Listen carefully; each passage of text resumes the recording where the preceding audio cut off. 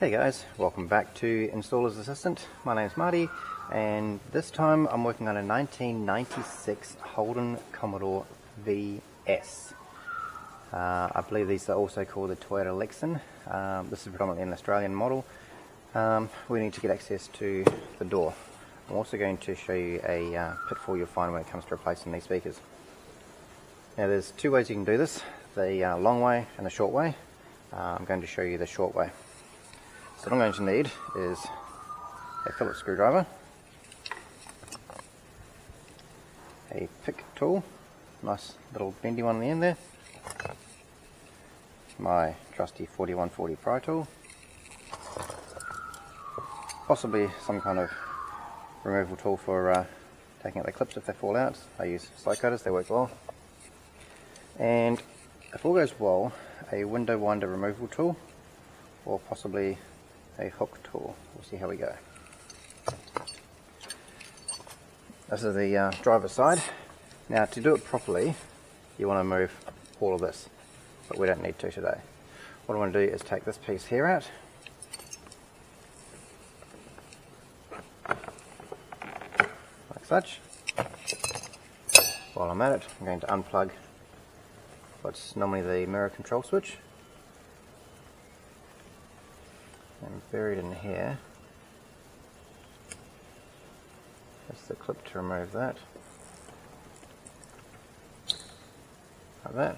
So this will cover it up in tape, but basically it's just a little lift tab, and then that can pop out.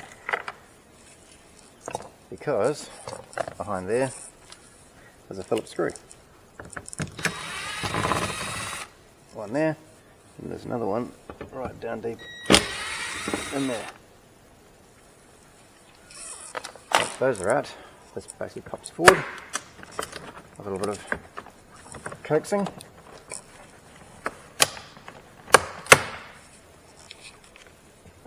And push that out of the way.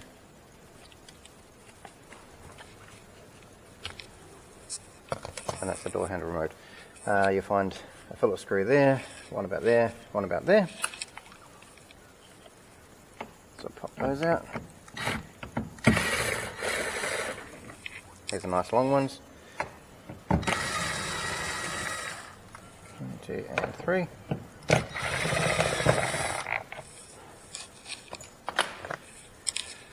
Okay, let's try and get this off. Now if you've seen these kind of windows winders before, you'll know how they come off. If not, this is probably the easiest tool typically, and you want to go between the handle and the protection clip. So right in about there. Generally speaking, the clip goes that way around. So this is normally how you do it. Slide it in, and I can see that one's on backwards. So put it on. The idea of these two here is that it pushes on the clip.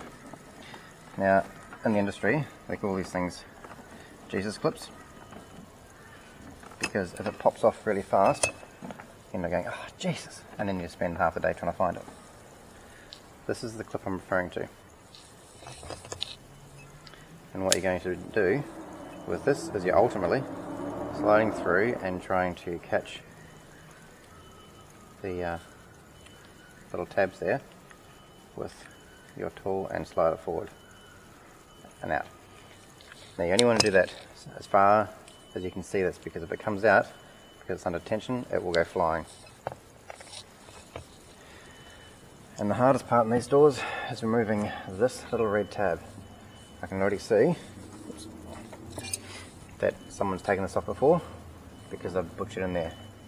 And that's the easiest way. I mean, if you can get in there, that's great, but there's normally no hole, and it's smooth all the way down.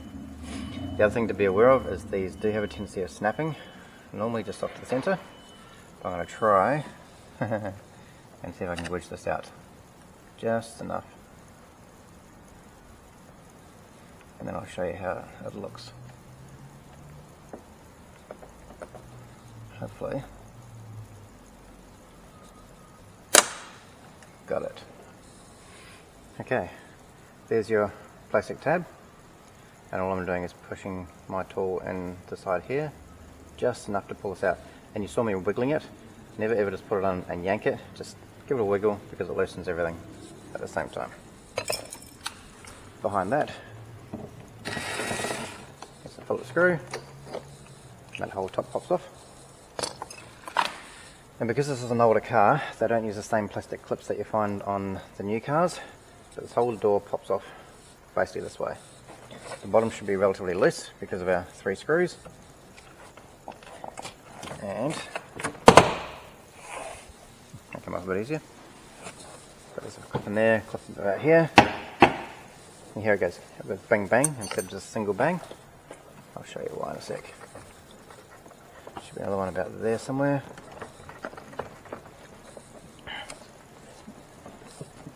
There it is. Alright.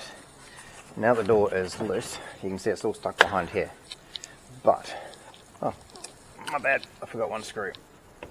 That little one there. All that's done now, this board actually goes around it. So if I give this a little bit of a lift out like that, I can then pull this towards me. And with a bit of jiggling,